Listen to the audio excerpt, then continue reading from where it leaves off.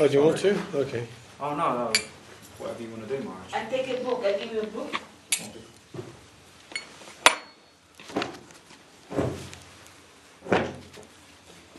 Should we do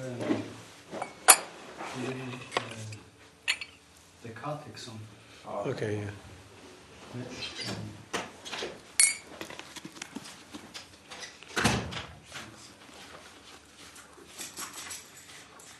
Krishna Kirtan?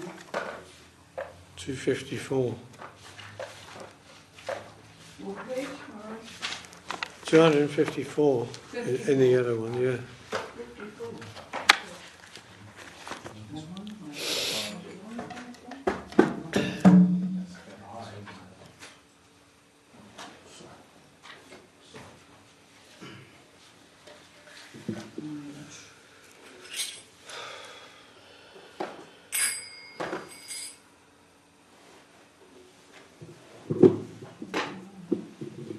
You wanted to sing, Maharaj? No. Namami Swaram Satchidanandarupam Lasatkundalang Gokule Brajamanam Namami Swaram Satchidanandarupam Lasatkundalam Gokule Bhajamanam Namami Swaram Satchidanandarupam Lasatkundalang Gokule Brajamanam Namamishwaram Satchidanandarupam Lasatkundalam Gokule Bhajamanam Yashodapi Olukala Davamanam Paramistam Madhyam Tato Dutta Gopya Yashodamiya Lukala Dhavamanam Paramistamam Tyaktata Tujigosya Namta Moho Netra Yugmang Mejantang Ayam Doja Yugmena Santaka Netram Rujantam Mohunetya Sumam Vidantam Karam Hosha Jugme Satankanetam Purishwasa Kampatire Kankakanta Sitagrai Vada Motaram Bhakti Vada Pushvasatam Patri Jaikankampa Sitakraiva Damotam Bhakti-vadam Ayatidrik Salila Pirananga Kunde Sagosang Nima Jantang Akyapayantang Titikvalila Bhir Ananda Kunde Sagoshani Bhajantam Akapayantam Atatiya Sitage Surbhakya Jitatvam Puna Prematang Stang Shata Vitivande Adije Sitageshu Bhaktajitatvam Guna Prema Tastam Satavriti Parang Deva Moksang Na Moksang Madingva Nachanyang Hinehang Vare Shadapriya Param Deva Muktam Namukavadinda Nachanam Rineham Parishadapiha Aidang Teva Purnata Gopalabalang Sadame Manasvirastam Kimaniya Idanteva Purnata Gopalagalam Sadame Nasavirashtam Kimanye Idang Te Mukam Bojang Avyakta Nilay Idang Kuntalas Nigdarat Ashagopya Idante Mukambojam Abhyaktanile Vitam Kuntalaisnik Mushchumbitam Bimbaratadaranne Manasya Kurasam Alang Lakshalabhayi Ushchumbitam Bimbaratadaranne Manasavirashtam Alam Lakshalam Namo Deva Damodara Ananta Vishnu Siddhartha Buddha Jalabdi Magna Namo Deva Damodara Ananta Vishnu Asidha Bhagavata Jalabhi Akripadristi Vistyati Dinam Batano Gahanesha Mamagyam Yadyakshadisyaha Kriyanesham Dinam Batano Kriyanesham Mamangam Yadyakshadisyaha Akuveratma Jabadham Jayvayatva Trayamochita Bhakti Prajakritacha Kuberatma Jobadham Jaiva Yadvat Tayamoshito Bhakti Bhajakita Atata Prema Bhaktin Swakam Natyaksha Mokshe Gaho Mesti Damodareya Tata Prema Bhaktin Sakam Metraksha Namoke Gaho Misti Damodareha Om Namaste Studamne Spuratiptidamne Tvadiyodharayata Vishwasadamne Namaste Sudamne Spuratiktidamne Tadijodharayat Vishwashadamne Namuradikaya Tadiyapyaya Namanantalilaya Devaya Tubhyam Namo Radhikaya Jaya Jaya Namo Nantalilaya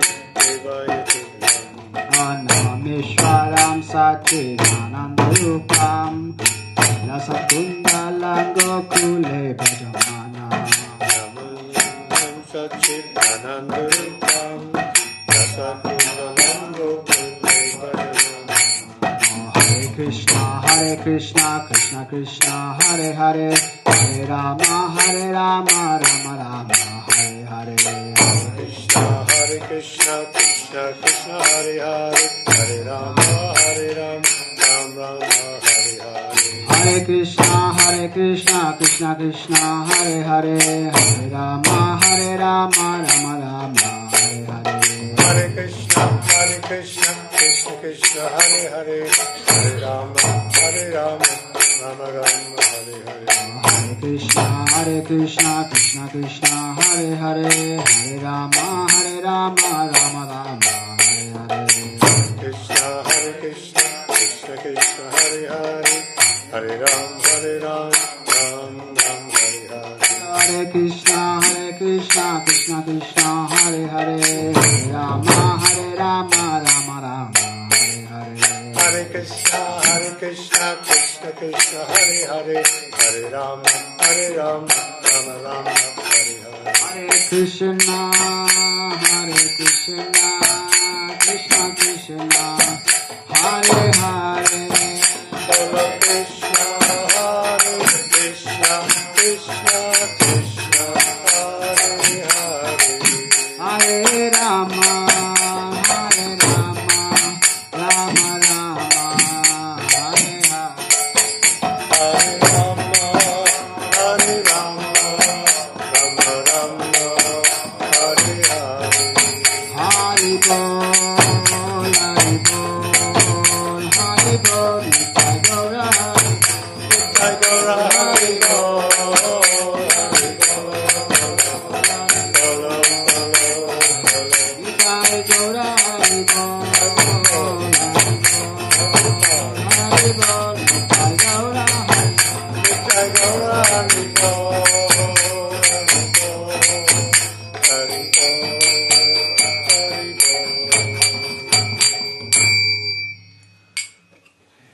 Jai Shri Harinam Sankirtan Ki Jai. I'll read something from the early scriptures of India. Hare Krishna. Raj, would you like the mic? Pardon? Would you like the mic just so I can hear you a bit more? Is that okay? What, it means to hold it? Not No, do really. you want me to set it up for you? Is that okay? If you want, yeah, thanks.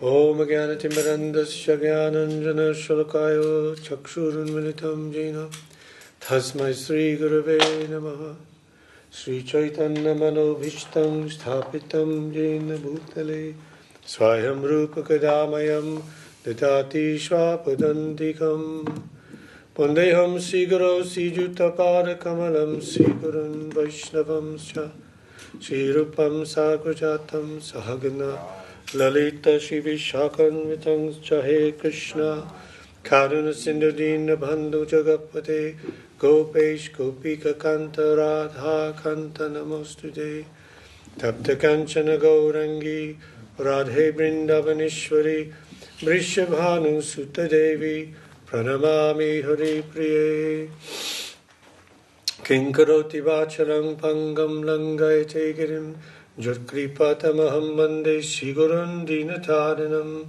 Manchakalpachipucha Kripasindhuve Vachapudidanam Bhavanebhyo Vaishnavebhyo Namo Namaha Shri Krishna Chaitanya Prabhu Nityananda Shri Advaita Gadadhar Srivasadi Gaura Bhakta Vrinda Hare Krishna Krishna Krishna Hare Hare Hare Ram Ram Hare Hare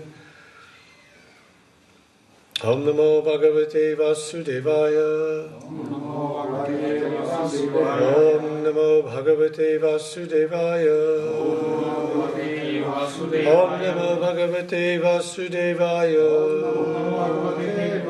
Narayanam Namaskritam Naram Chaiva Narottamam Devim Saraswatim Vyasam Mutodayam Udirayat Nasta Prayeshu Abhadreshu Nityang Bhagavat Sevaya Bhagavati Uttam Shloke Bhaktir Bhagavati Naistiki. Today, I was informed, is the last 5 days of Kartik, from Ekadashi just passed up to Monday, and that's called Panchabrat, 5 days, the last 5 days of the vow, and then Chaturmasya begins. So there's a thing called Panchavrat here, which is you're supposed to read about Bhishma Dev, Lord Bhishma Dev.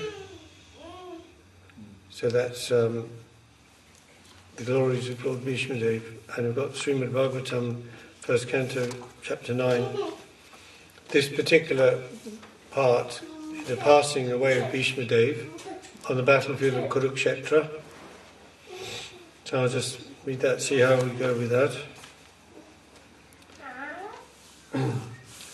Bhishma Dev, was kind of known as the grandsire of the entire dynasty, and even though by fate's inscrutable workings he found himself having to support the evil intentions, well, not the evil intentions, but having to support Duryodhana in the war against the Pandavas. But he was a devotee of Krishna, and they had a particular kind of relationship, that was very strong. Of course, from the early days of the Pandavas brought up in the house, in the palace of Dhritarashtra, Bhishma Dev was always there, helping and supporting both sides. And so it came out in the time of the battle that he had to support Duryodhana, even though he knew he was wicked and of evil intent and so forth. But there was a prophecy that his life would be taken by Krishna, and he was very happy about that. He was looking forward to that. And on the day of the battle when that happened, he said, "My liberation is very, very near, very close." And when Krishna ran towards him holding the chariot wheel, he was very happy.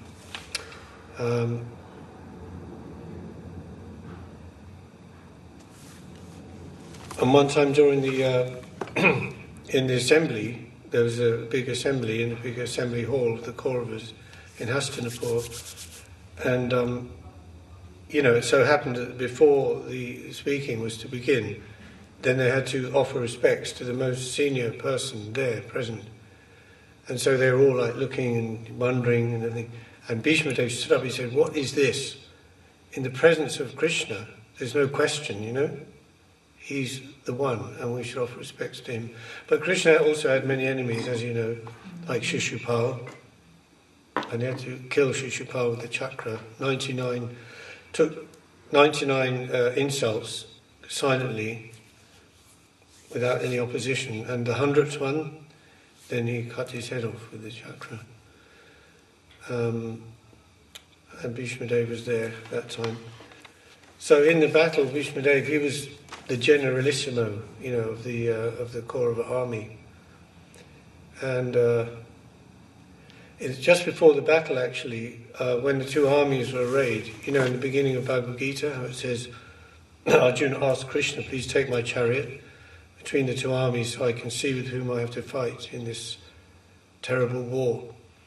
And that's when he looked on the other side and saw his relatives and actually had a breakdown, a complete meltdown, and dropped his weapons. His legs were shaking. He fell down in the chariot, was crying, said, I can't do this is impossible. And gave many reasons to Krishna why that was the case. And these were good reasons, and scriptural reasons also. If the men are all killed, the women without husbands, the unwanted progeny will come, this will destroy the dynasty, there'll be no more offerings to the ancestors, to the gods, everything will be ruined. These are these arguments he was giving, and Krishna was listening, yes. But at the end he said, no, you're speaking like a pundit, but actually you don't know what is what here. And began the teachings, you're not the body or the soul, and going on from there. But when that happened, when Krishna pulled the chariot between the armies, and on the other side they saw that Duryodhana and Bhishma Dev, Dronacharya and the others, they thought, what's going on here? Is he scared? Is he freaking out? Why is he? Things are supposed to start, And but Bhishma Dev understood. And what actually Arjuna did, after that initial survey, he went over to the Kaurava side and was offering his respects, first to Bhishma Dev, and then to the different people. This is the custom, how things were. And so here in the battle, and Bhishma Dev was fighting so well, but he had taken a vow, I will, fight to the best of my ability, but I won't directly attack or try to kill the Pandavas, the five brothers. And Duryodhana was berating him sometimes, saying, oh, grandfather, you're not really pulling your weight here, you can do much better, I know. And Bhishma Dev was sort of disgusted with him. I said, go away, And so the fighting was going on, and then of course at the very end, when the time came, actually just before that, a couple of nights before that, it was 18 days, right, the battle. So a couple of nights before Bhishma was to die, there was a thing that had happened when the Pandavas were in the forest on exile, yeah. And there had been a time when there was a battle between Arjuna and the Gandharvas, and Duryodhana had come there. He'd actually come out from Hastinapur more or less to gloat, over the Pandavas living in the forest like mendicants. That's so funny, that's so humiliating for a Kshatriya to live in such a way, like wearing deerskin or bark, living in the forest, scratching for food, berries and fruits, things like that. For a royal prince, so he was gloating there with his party, and it happened at that time, can't remember the circumstances, but Chitraratha, I think it was, or the head of the Gandharvas, there was a battle between, and actually Arjuna saved Duryodhana, saved his life from being killed. And so later on, when it was getting very, very dangerous, and Krishna was apparently, worried, or it was like Bhishma Dev was mowing down the Pandava army so quickly, division after division after division, every day, and he was getting desperate. So Krishna came up with a plan. He said to Arjuna, you remember that time in the forest? So Duryodhana owes you one. And he said at that time, Duryodhana had taken a vow, if you're in need at any time in the future, I will help you. So they have to observe this code, even though they're on opposing sides. So what happened that when Duryodhana was again berating Bhishma Dev for not fighting properly, Bhishma Dev finally said, okay, the only way that the Pandavas can be killed is with these 5 mystical arrows. And he got these 5 arrows and he sat down in meditation and imbued them with superpower. And Duryodhana was like extremely happy about that. For the next day, the Pandavas will be killed. But just before they went to bed, Duryodhana said to Bhishma Dev, "Oh, do you mind if I can just keep these arrows with me, by my bedside like that?" He was so, wanted to make sure and everything. So he took the arrows and he had them. Then on the other side of the camp, Krishna knew by his mystic power, being the super soul, he knew everything. So he said to Arjuna, "You know that favour that Duryodhana owes you?" He said, "Oh yes, I remember." He said, "He's got these 5 mystic arrows. Go and ask him for them." So Arjuna went over in the night, middle of the night, just dressed in ordinary clothes, not his armour or anything. And he went into the tent of Duryodhana, and Duryodhana was surprised. "Oh, Arjuna, you've come here. How can I serve you, And Arjuna reminded him of that situation, said, "Now I'm asking for those arrows." And he had to give them. So that was that plan foiled.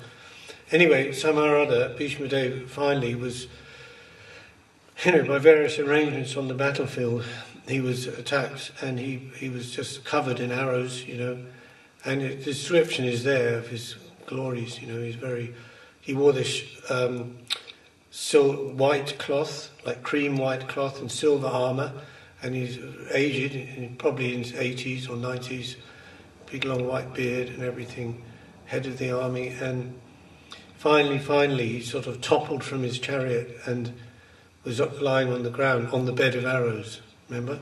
Supported by the arrows of his body. So that's the situation here. And in chapter 9 of the first canto, it's called The Passing Away of Bhishma Dev in the Presence of Lord Krishna. Sutuvach iti vidha prajadohat sarvadharma vivitsoya tato vinashanam pragat jatta devavruto patat. Suta Goswami said, being afraid for having killed so many subjects on the battlefield, Maharaj Yudhishthira went to the scene of the massacre. There Bhishma Dev was lying on a bed of arrows, about to pass away. Yeah, so this is basically after the hostilities had ceased, after the 18 days. He's still lying there on the bed of arrows.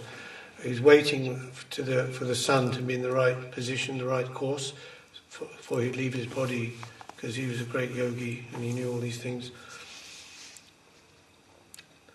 Tadate bhratara sarve sadashvai svanabhushitae anvakachang ratair vipra vyasa dhomyadayastata. At that time all his brothers followed him on beautiful chariots drawn by first-class horses decorated with gold ornaments. With them were Vyasa and rishis like Dhaumya, the learned priest of the Pandavas, and others.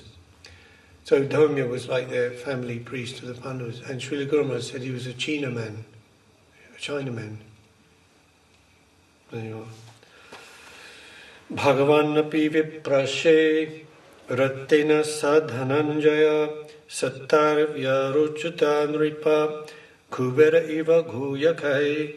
O sage among the Brahmins, Lord Sri Krishna, the personality of Godhead, also followed, seated on a chariot with Arjuna. Thus King Yudhishthira appeared very aristocratic, like Kuvera surrounded by his companions, the Guyakas. Drishtva nipatitang bhumo divastyutang ivamaram pranimuk pandava bhishmam sanuga sahachakrina. Seeing him, Bhishma Dev, lying on the ground like a demigod fallen from the sky, the Pandava king Yudhishthira, along with his younger brothers and Lord Krishna, bowed down before him.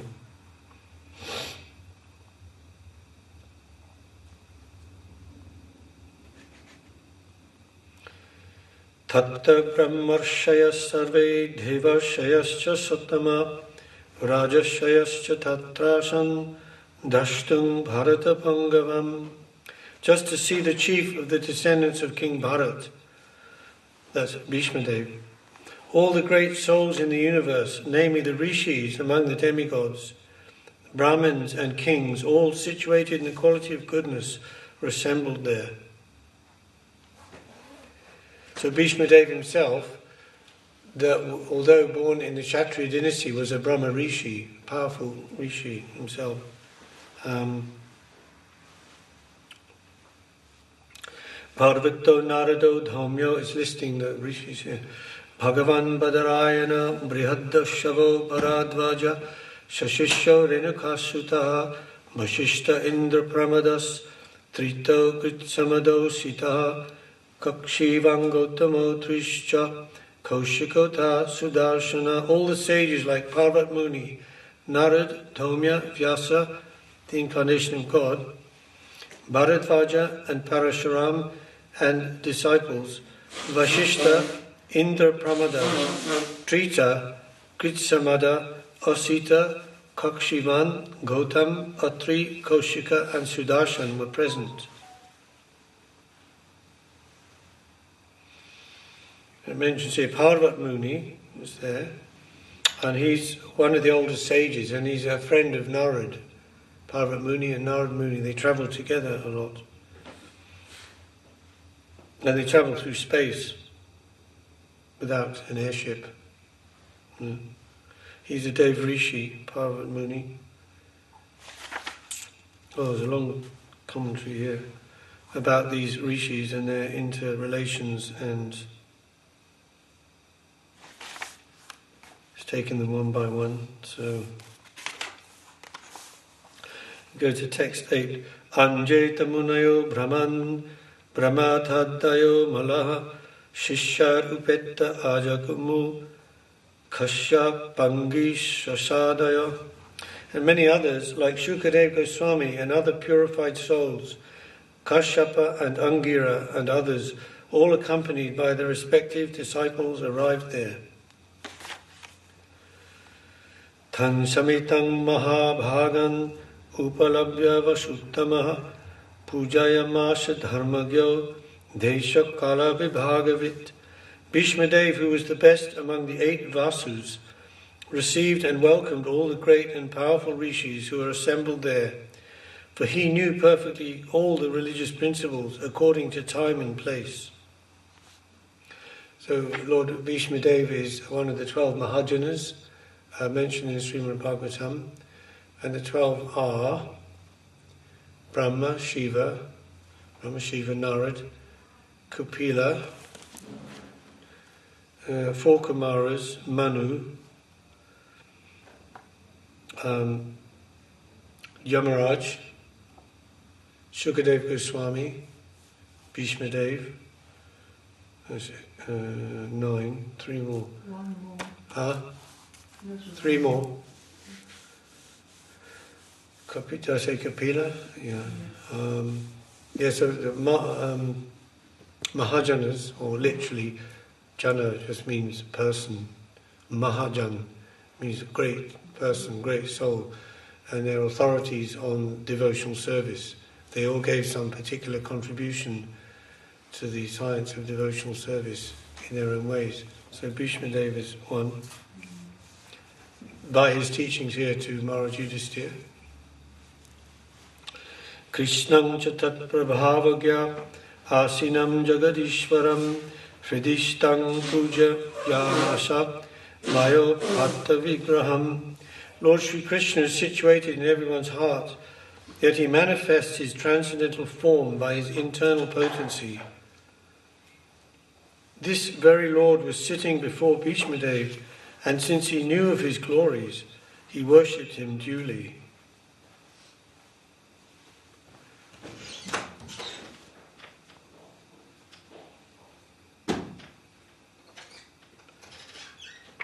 The Lord's present in his eternal abode, Goloka Vrindavan, and yet present simultaneously and inconceivably in everyone's heart. So how can the Lord, who's infinite, be existing in such a tiny, small space of the heart, or even within the jiva soul. It's inconceivable. And it's also manifesting here as Krishna on the battlefield.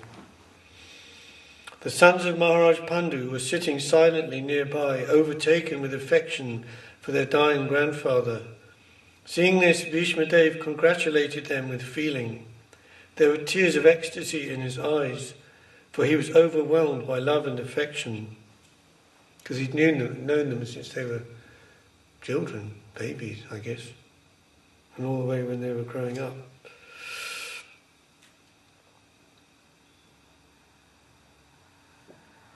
Bhishma Dev said, "Aho kashtang, aho nyayam, jajutang dharmanandana, jivitung na tataklishtang viprad dharmat chutasraya." Oh, what terrible sufferings and what terrible injustices you good souls suffer for being the sons of religion personified. You did not deserve to remain alive under those tribulations, yet you were protected by the Brahmanas, God and religion. So just imagine, he's lying on a bed of arrows. Must be painful when he's not in any way thinking of himself, just thinking of them and what they've been through. As Mother Kunti had said, oh, may these sufferings come to us again and again, so that I can remember your lotus feet.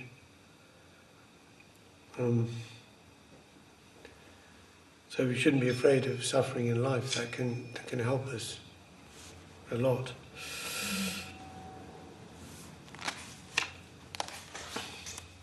As far as my daughter-in-law Kunti is concerned, upon the great General Pandu's death, she became a widow with many children, and therefore she suffered greatly. And when you were grown up, she suffered a great deal also because of your actions.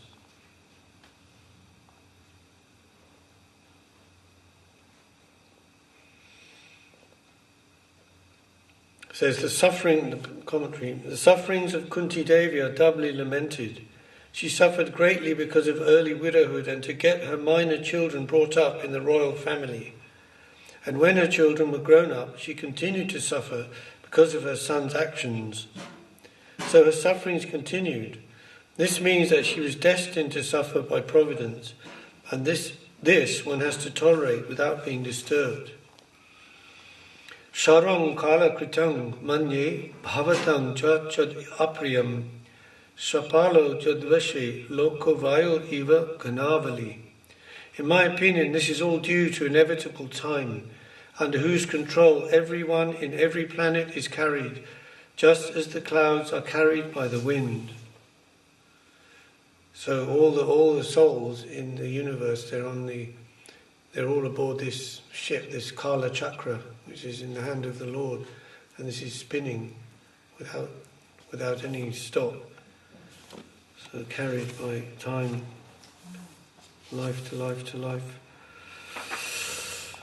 If you're speeding up the chakra, maybe one will shoot off and land in a fortunate spot. Sorry, Mark. Chattadharma Shuto Raja Gada Panir Vikrodara Krishna Sri Gandhivam Chapang Surit Krishnas Tato Vipat. Oh, how wonderful is the influence of inevitable time.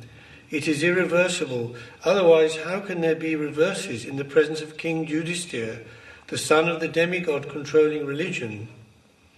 Bhima, the great fighter with a club, the great bowman Arjun with his mighty weapon Gandiva, and above all, the Lord, the direct well-wisher of the Pandavas. Nayasya Karichit Rajan Bhumang Veda Viditsitam Jad Vigin Nashaya Jukta Hoyanti Kavayo Pihi. O King, no one can know the plan of the Lord, Sri Krishna, even though great philosophers inquire exhaustively, they are bewildered. O best amongst the descendants of Bharat, Yudhisthira, I maintain therefore that all this is within the plan of the Lord. Accepting the inconceivable plan of the Lord, you must follow it. You are now the appointed administrative head, and my lord, you should now take care of those subjects who are now rendered helpless. This Sri Krishna is no other than the original personality of Godhead. He is the first Narayan, the supreme enjoyer. But he's moving amongst the descendants of King Vrishni, just like one of us, and he's bewildering us with his self-created energy. O King, Lord Shiva, Narad, the sage among the demigods, and Kapila, the incarnation of Godhead, all know very confidentially about his glories through direct contact.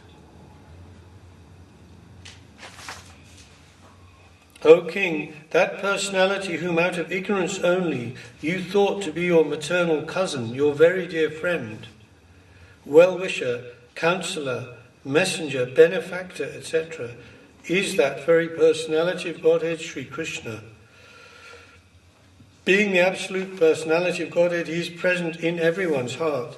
He is equally kind to everyone, and he is free from the false ego of differentiation.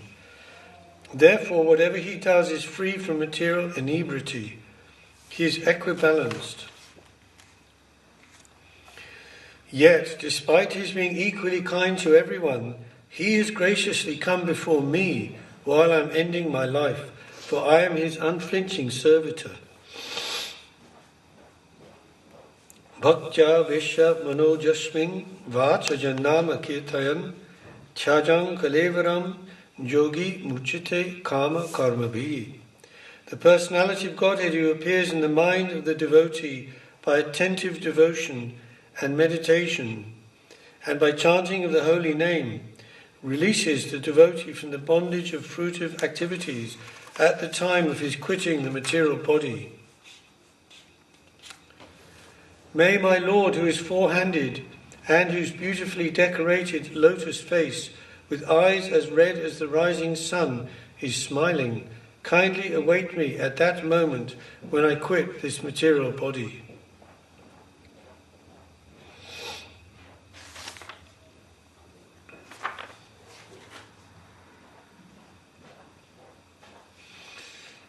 Let's read the purport. Bhishma Dev knew well that Lord Krishna is the original Narayan. His worshipable deity was four-handed Narayan, but he knew that four-handed Narayan is a plenary expansion of Lord Krishna. Indirectly, he desired Lord Sri Krishna to manifest himself in his four-handed feature of Narayan. A Vaishnava is always humble in his behaviour. Although it was 100% certain that Bhishma Dev was approaching Vaikuntha Dham just after leaving his material body, still, as a humble Vaishnava, he desired to see the beautiful face of the Lord. For after quitting the present body, he might not be in a position to see the Lord any more. A Vaishnava is not puffed up, although the Lord guarantees his pure devotee entrance into his abode. Here Bhishma Dev says, as long as I do not quit this body. This means that the great general would quit the body by his own will. He was not being forced by the laws of nature. He was so powerful that he could stay in his body as long as he desired. He got this benediction from his father. He desired that the Lord stay before him in his four-handed Narayan feature, so that he might concentrate upon him and thus be in trance in that meditation. Then his mind might be sanctified with thinking of the Lord. Thus he did not mind wherever he might go. A pure devotee is never very anxious to go back to the kingdom of God. He entirely depends on the good will of the Lord. He is equally satisfied, even if the Lord desires him to go to hell. The only desire that a pure devotee entertains is that he may always be in rapt attention with thinking of the lotus feet of the Lord, regardless. Bhishma Dev wanted this much only, that his mind be absorbed in thinking of the Lord and that he pass away thus. That is the highest ambition of a pure devotee. Sutta Goswami said, Maharaj Yudhisthira, after hearing Bhishma Dev speak in that appealing tone, asked him, in the presence of all the great rishis, about the essential principles of various religious duties. At Maharaj Yudhisthira's inquiry, Bhishma Dev first of all defined all the classifications of castes and orders of life in terms of the individual's qualifications. Then he systematically, in twofold divisions, described counteraction by detachment and interaction by attachment. He then explained by divisions acts of charity, the pragmatic activities of a king, and activities for salvation. Then he described the duties of women and devotees, both briefly and extensively. Then he described the occupational duties of different orders and statuses of life, citing instances from history, for he was himself well acquainted with the truth. While Bhishma Dev was describing occupational duties, the sun's course ran into the northern hemisphere. This period is desired by mystics who die at their will. It's in Bhagavad Gita, right? Those who desire when the sun is in the north get liberated, and those who die when the sun is in the southern course have to be reborn. They go to the moon planet and then have to take rebirth. Thereupon that man who spoke on different subjects with thousands of meanings, and who fought on thousands of battlefields and protected thousands of men, stopped speaking, and being completely freed from all bondage, withdrew his mind from everything else and fixed his wide open eyes upon the personality of Godhead Sri Krishna, who stood before him, four-handed, dressed in yellow garments that glittered and shined. By pure meditation, looking at Lord Sri Krishna, he at once was freed from all material inauspiciousness and was relieved of all bodily pains caused by his arrow wounds. Thus all the external activities of his senses were at once stopped, and he prayed transcendentally to the controller of all living beings while quitting his material body. So it's understood that even one is a pure devotee still has some residual shadow effects of conditional life still in the body, because the body is, right, means the manifestation of karma, on a material level. So even the last shadows of material inauspiciousness were gone. Just before that, it's not mentioned here, I think, but I'm sure you remember when Bhishma Dev was thirsty and he asked for a drink, and Arjuna shot an arrow into the ground by his head, and a fountain came up. So he was able to slake his thirst, Bhishma Dev said, "Let me now invest my thinking, feeling and willing, which were so long engaged in different subjects and occupational duties, unto the all-powerful Lord Sri Krishna. He is always self-satisfied, but sometimes, being the leader of the devotees, he enjoys transcendental pleasure by descending on the material world, although from him only the material world is created." It's like a creator of a play, playwright and director. He manifests the whole play, but then he himself, sometimes he wants to act in it, like Clint Eastwood. He was the man behind the camera, right? But at the same time he was taking a role as an actor in his own play. So like Krishna doing like that. Sri Krishna is the intimate friend of Arjuna. He has appeared on this earth in his transcendental body, which resembles the bluish colour of the tamala tree. His body attracts everyone in the 3 planetary systems. May his glittering yellow dress and his lotus face, covered with paintings and sandalwood pulp, be the object of my attraction, and may I not desire fruitive results. On the battlefield, where Sri Krishna attended Arjuna out of friendship, the flowing hair of Lord Krishna turned ashen due to the dust raised by the hooves of the horses, and because of his labour, beads of sweat wetted his face. All these decorations, intensified by the wounds dealt by my sharp arrows, were enjoyed by him. Let my mind thus go unto Sri Krishna. In obedience to the command of his friend, Lord Sri Krishna entered the arena of the battlefield between the soldiers of Arjuna and Duryodhana, and while there he shortened the lifespans of the opposite party by his merciful glance. This was done simply by his looking at the enemy. Let my mind be fixed upon that Krishna. Just see, so many people, they think so many things and they have so many different ideas and philosophies about life and the purpose of life and what it's for. But just by the glance of Krishna, you can live or die, or anything can happen. So, and of course Krishna is allowing that by the influence of his external energy, under which all the conditioned souls are carried. He's allowing them to do like that, to think like that, of course. When Arjuna was seemingly polluted by ignorance upon observing the soldiers and commanders before him on the battlefield, the Lord eradicated his ignorance by delivering transcendental knowledge. May his lotus feet always remain the object of my attraction. Fulfilling my desire and sacrificing his own promise not to fight in the battle, he got down from the chariot, took up its wheel, and ran towards me hurriedly, just like a lion goes to kill an elephant. He even dropped his outer garment on the way. May he, Lord Sri Krishna, the personality of Godhead who awards salvation, be my ultimate destination. On the battlefield he charged me, as if angry because of the wounds dealt by my sharp arrows. His shield was scattered, and his body was smeared with blood due to the wounds.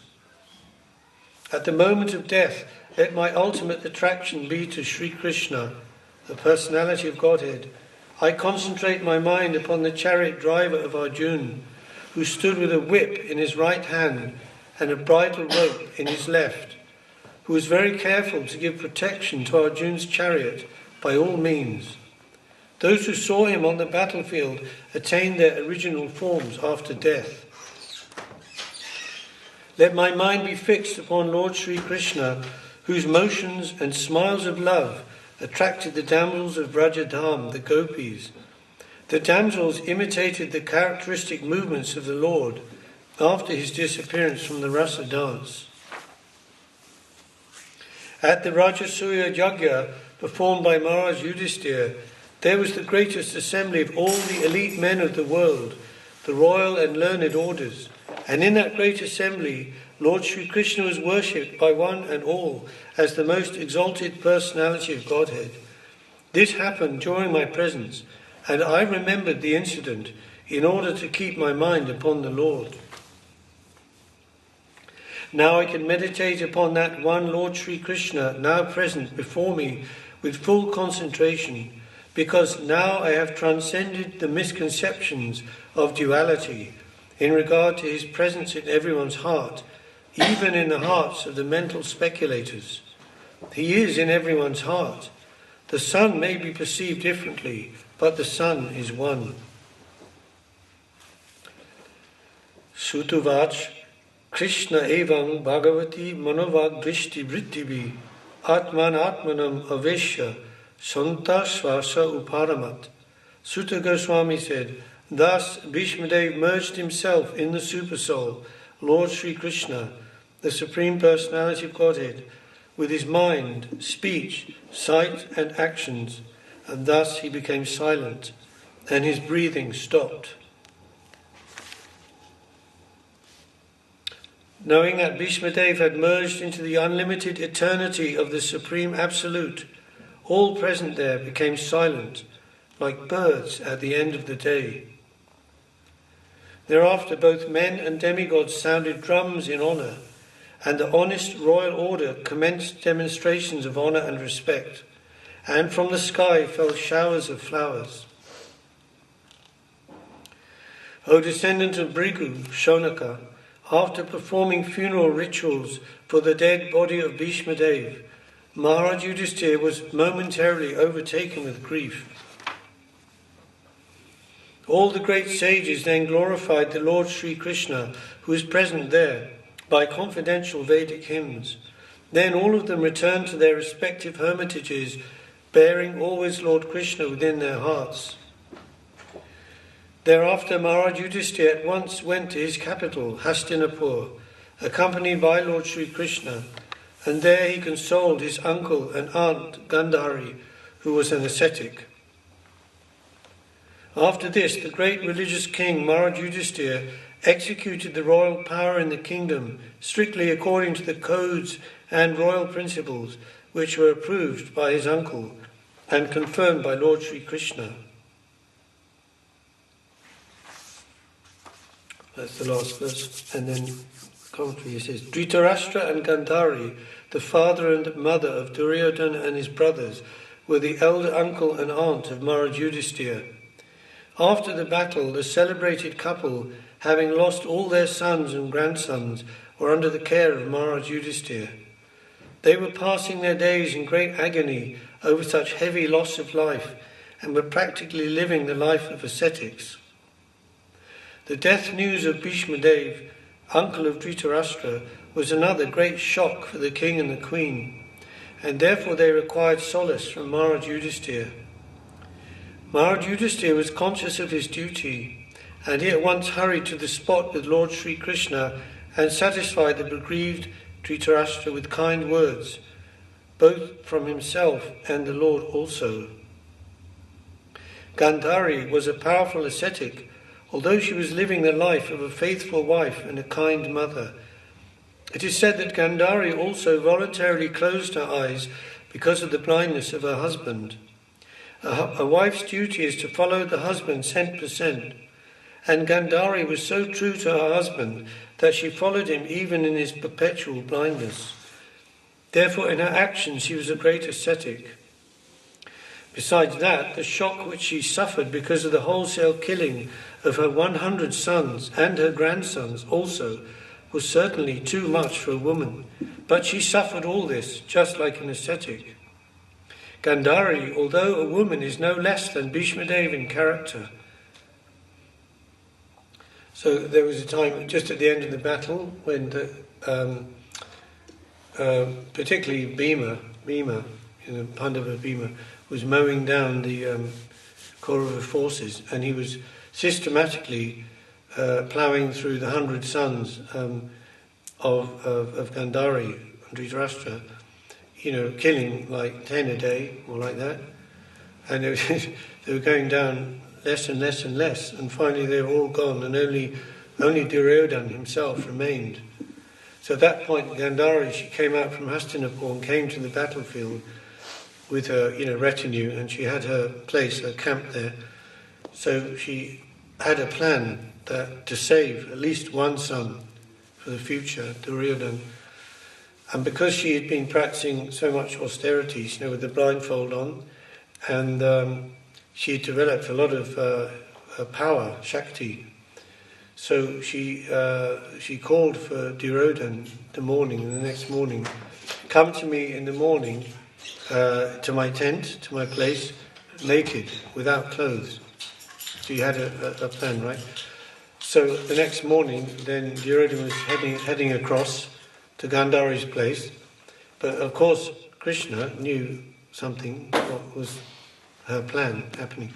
So he just happened to come at that time and saw Duryodhana going naked into her tent. He said, "What are you doing? Going to mother's tent like that?" He said, "Oh, she's asked for me like this." And he said, "Well, at least put a gamcha around your waist like that." So he did that. Then he went in.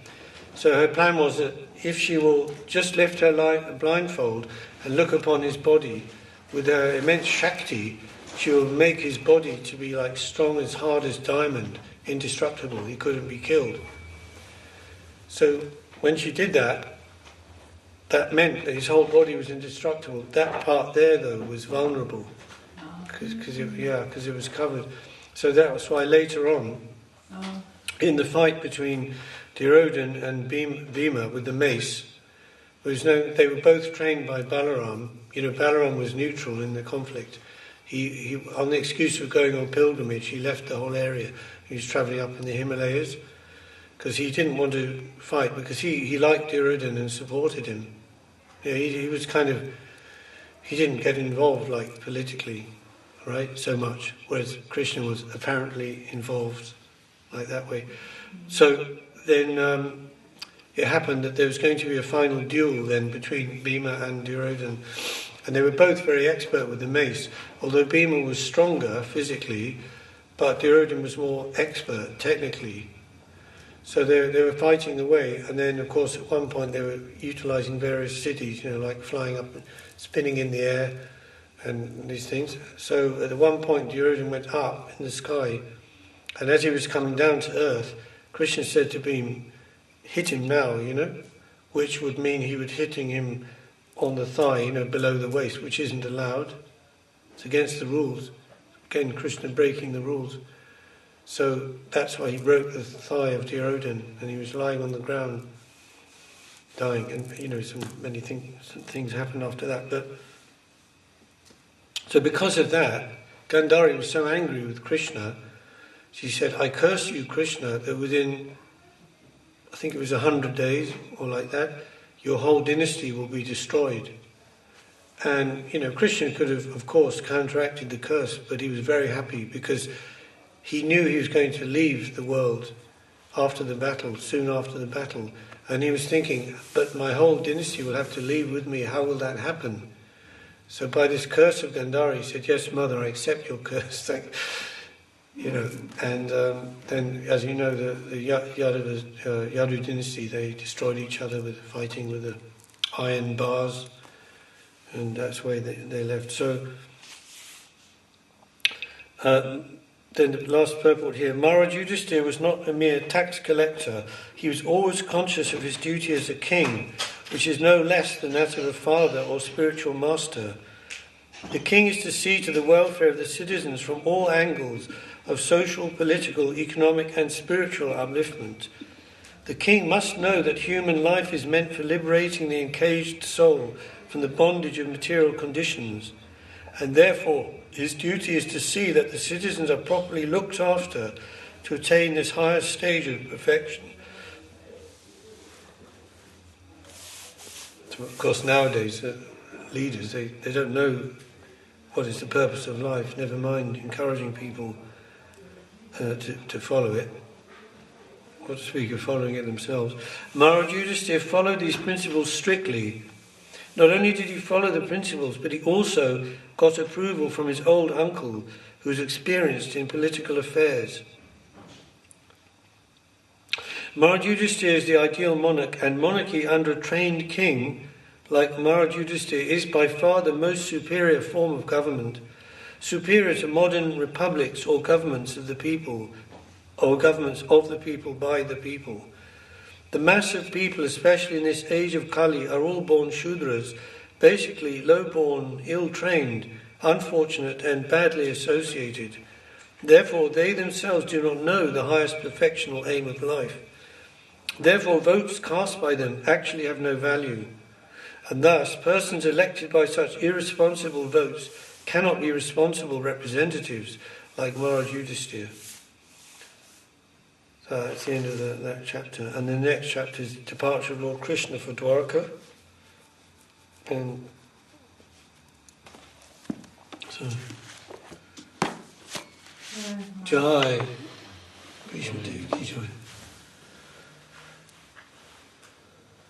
So when, like as I mentioned, this particular period of 5 days is, and that's why we read that. It's good. The timing. Yes. Do you have any other things you want to talk about? Questions?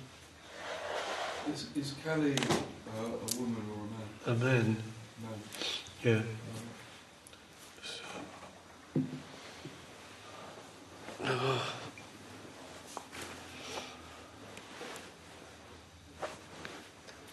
But there's also a goddess Kali, right? It's Yeah. Kali and Kali and Kali.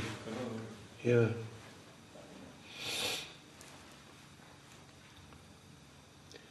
What time does this go on until, this meeting? Well, is it 1:30?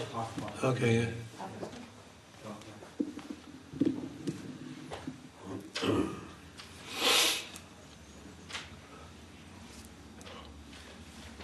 question, Maharaj. So Balaram liked Duryodhana? Yeah, he kind of, I felt he kind of had to support him for various reasons. Mm-hmm. Yeah. So sometimes it's like that in life, as in the example of Bhishma Dev, having to support the Kauravas. Fate or destiny is very strong, So when you look at the situation, the rights and wrongs of it, sometimes, we're in a way forced to act in a certain way by circumstances or by affiliations or by, even though on the face of it may not seem the right or correct thing to do. So it's not so simple, No. Yeah.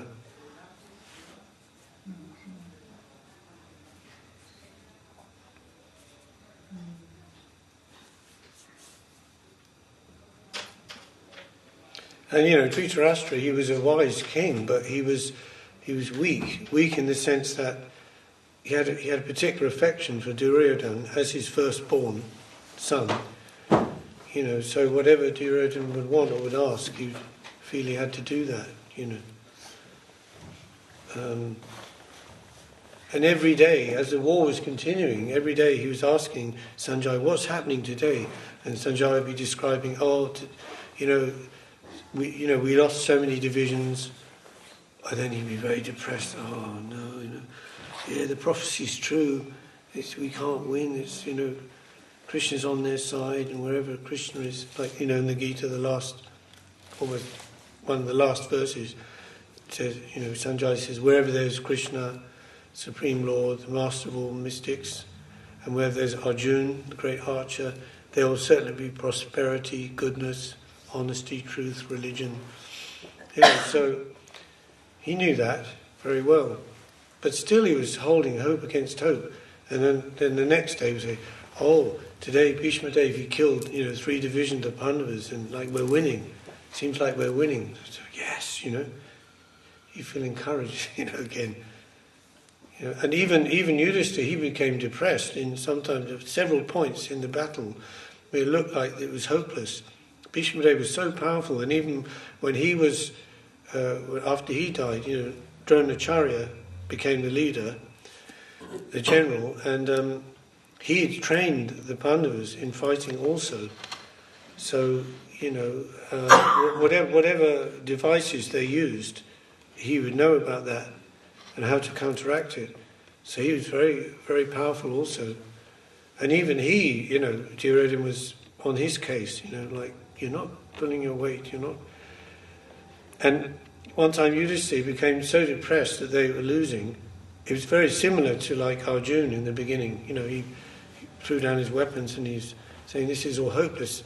And he actually said, I should just leave this battlefield, like as Arjuna had said, and go and live in the forest. Because Yudhishthira had that nature.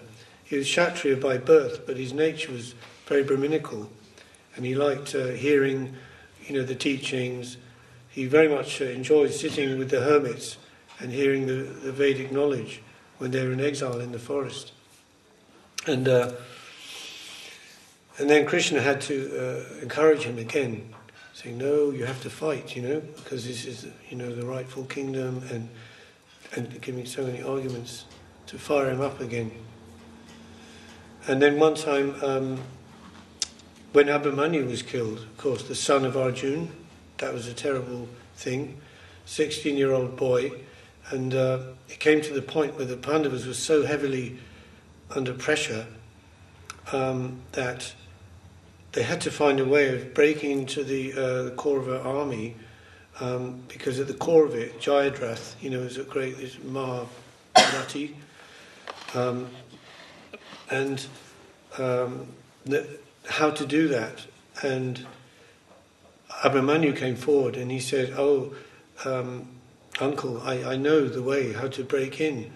So they got very enthused. Yes, but he's only a 16-year-old boy. Is it how, and he said, but the thing is, I know how to break in, but I don't know how to come back out again. It's a 2-part movement. And I heard one time there was some discussion in the palace, And he was there, sitting there, and he overheard that description of how to do this. He says, I can break in, but what then? And they said, don't worry, we'll follow you inside. You make the gap, you go in, we'll all follow you in. You know, the Pandavas and the main top warriors will come in and this way. So that was the arrangement. So he did that, and everyone was like amazed how he could do that. And from inside, then he was decimating the whole core of the army. And then, of course, they became very what to do. So they actually cheated. They all ganged up against him, 5 of them, and they surrounded him, attacking him at once. And as you know, he was fighting, and his chariot was smashed, his horses were killed, charioteer was gone, he was on the ground, he lost even his weapons, even his shield. Then he was fighting with the chariot wheel, that was smashed, And finally it got to the point when one-on-one with Dushashan. Dushashan was the younger brother of Duryodhana, and particularly wicked, He was the one who tried to pull the disrobed Draupadi on Duryodhana's order, Dushashan. He went to the inner apartments and said, Duryodhana is calling, please come. And she said, what? No, I'm not she just sent him away, And then he became angry, Duryodhana, and he said, forcibly drag her out. And it's mentioned in the Mahabharata, actually, she was in her monthly period, so that's why she was particularly not, going in public and things like that. And she wasn't properly dressed or anything, and they dragged her out by the hair. And this was such a terrible thing. Sometimes I think that actually that was the actual beginning of Kali Yuga when that happened. Although it's said that was when, when Kali, the demon Kali, was cutting the leg of the bull of religion and so on. But, that was such a terrible thing. But so that was Dushashan, and they insulted her greatly. Duryodhana, he pulled up his dhoti, slapped his thigh, make her naked, It's like a terrible thing. And Bhishma Dev was there. What to do? He didn't do anything. He just somehow, like I said, by fate, he just was stunned, and couldn't intervene somehow, And so, what was I saying about that? Was coming from what point? Oh, Dushashan, yeah. So Dushashan went one-on-one with Abhimanyu. What happened? They were fighting with the mace, and they both hit each other, and they both fell down together. And Dushashan was quicker to get up because he was so wounded, Abhimanyu. So as he was getting up, which is again illegal to strike someone when they're down, he smashed him with the mace and he was dead. And it said that the Kauravas danced around his body, like mad people, yeah, And in the Kauravas they heard the shout, and the Yudhisthira in the other camp, yay. And they knew what had happened, Oh my God, Oh yeah, because what happened, they couldn't follow him in. That's what I wanted to say. They couldn't follow him into the formation because after when Abhimanyu went in, Jayadratha was so expert, he closed it up immediately. So he was trapped inside. So then they couldn't get in. So Yudhisthira felt personally responsible for this. So when Krishna and Arjuna were at the other end of the field, fighting this other crowd, the Trigatas, right? And so after they blew the conches and the sun was setting, end of the fighting, so they were coming back to the main camp on the chariot, Arjuna and Krishna slowly going. But as they were going, they noticed there's no signs of celebration. It seemed like everyone was depressed, and they wouldn't look at Arjuna, they wouldn't catch his eye, Then Arjuna said to Krishna, something's happened, what's happened? And Krishna said, it's probably nothing much, So they got back there, and Yudhisthira was waiting in the tent, and he just had his sword and he gave it to Arjuna and said, kill me immediately. Because of me, I sent your son, your only son, into this situation. And Arjuna was, white with anger, and he took the sword. He was like that, going to kill him. Krishna caught his hand and said, "What are you doing, Arjuna?" Yeah. Arjuna said, "I've made a vow, and this is." And Krishna said, "No, you can't." And Krishna told then a story from the ancient stories or histories that there's another way of killing, not physically killing. If you dishonor someone to a great degree, that's a death, right? Like in the beginning of the Gita, Kutastram kashmalamidam vishame samupashtitam anajam dushtam ashvagram akirti karam Arjuna. Krishna said, how does this weakness come upon you? It doesn't befit a person who knows the high values of life. It doesn't lead to higher planes, but to infamy. Give up such petty weakness of heart and arise for battle. Those who have esteemed you will just think you've left the field because of cowardice, and they'll scorn your abilities and many unkind words. What could be more painful for you? For one is being honoured, dishonour is worse than death. So that's a death, So he said, if you insult Yudhisthira very heavily, that would be like killing him. So Arjuna reluctantly had to say, and he started saying to Yudhisthira, "Oh, you're not really a Kshatriya. You just like sitting around with the sages and, discussing scriptures and, eating out of a pot, and all these things." And on and on and on he went, like this. And finally to the point, it was, okay, enough, And then Arjuna fell at the feet of his brother and said, "Please forgive me, I had to do it," So that way it was adjusted. So they'd always look to Krishna for the final kind of thing, It's like people used to go to Srila Sridhar Maharaj for the final sort of judgment on any particular matter, philosophical matter. They would take his opinion or as to follow that. So Krishna was like that. He'd always come up with things which people, would never think of. So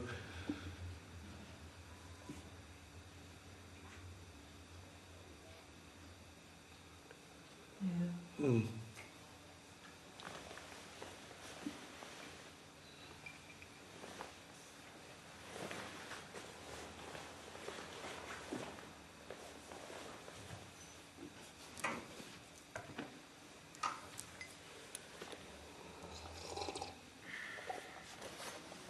Anyway, let's do it.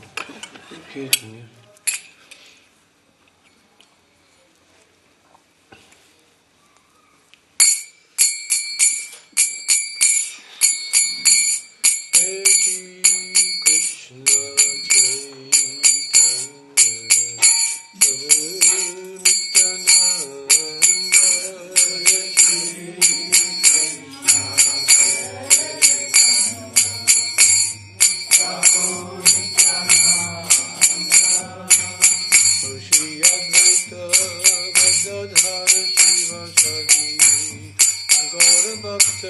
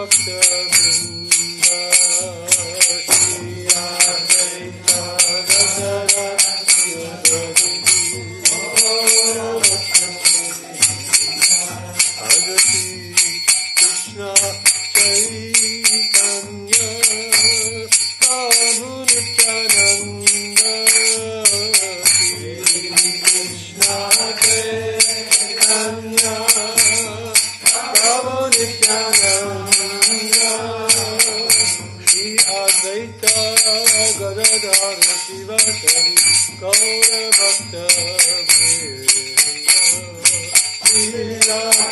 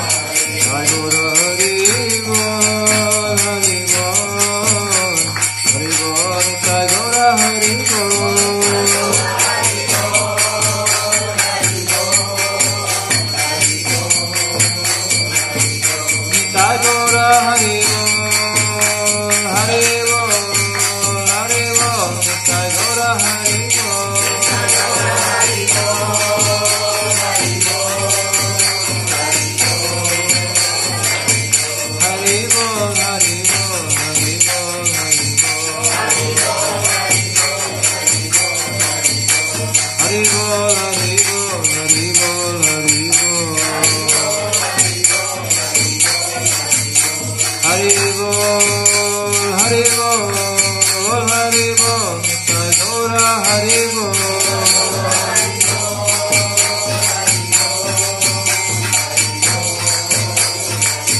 Nitai Gaura Hari Bol, Hari Bol, Hari Bol, Gaura Hari Bol.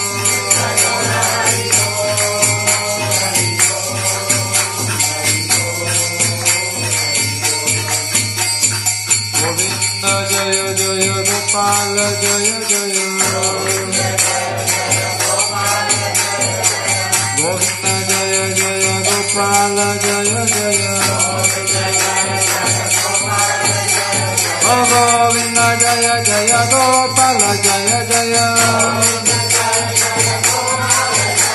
Oh Govinda Jaya Jaya Gopal Jaya Jaya.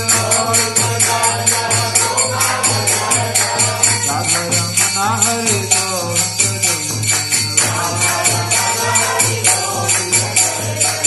Radha Ramana Hare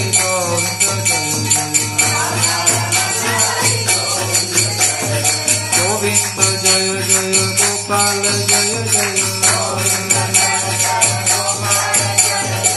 Govinda Jaya Jaya Gopal Jaya Jaya. Radha Ramana Hare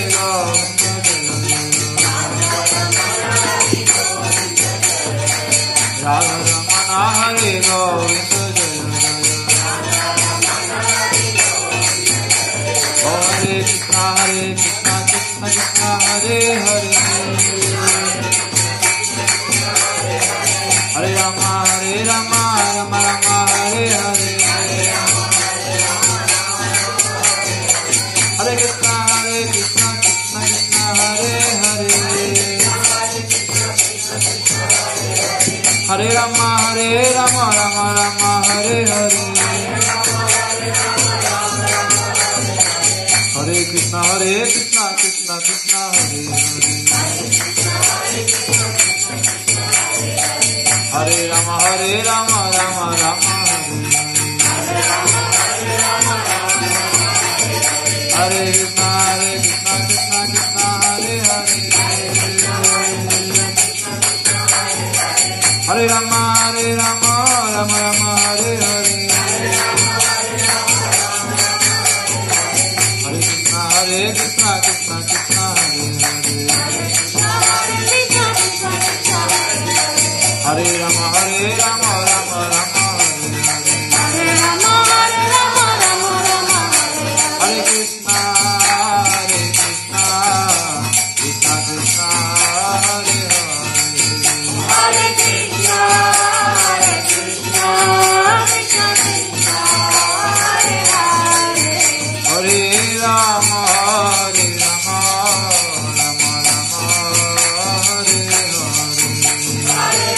Krishna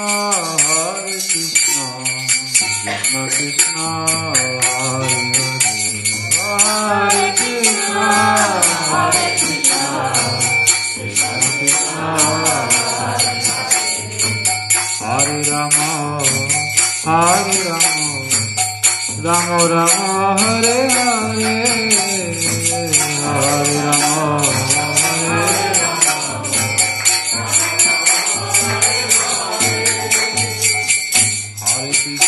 Hare Rama Rama Rama Hare Hare. Hare Rama Hare Krishna Krishna Krishna Hare Hare. Hare Krishna Hare Rama Rama Rama Hare Hare.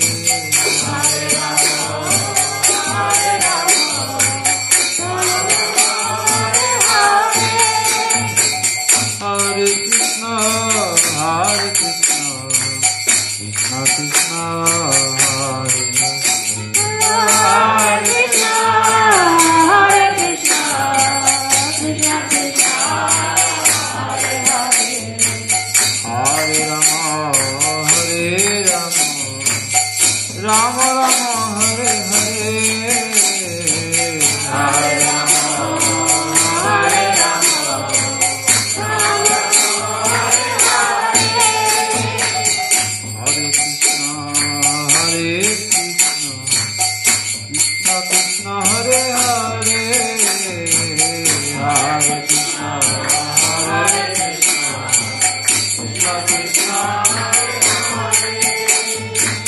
Hare Rama, Hare Rama, Rama Rama, Hare Hare, Hare Rama, Hare Rama,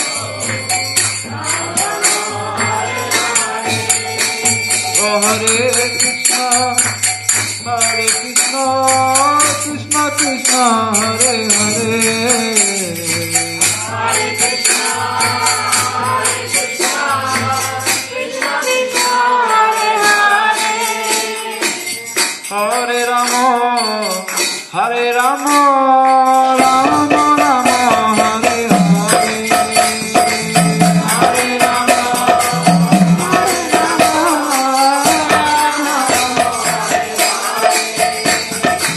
Hare Krishna, Hare Krishna,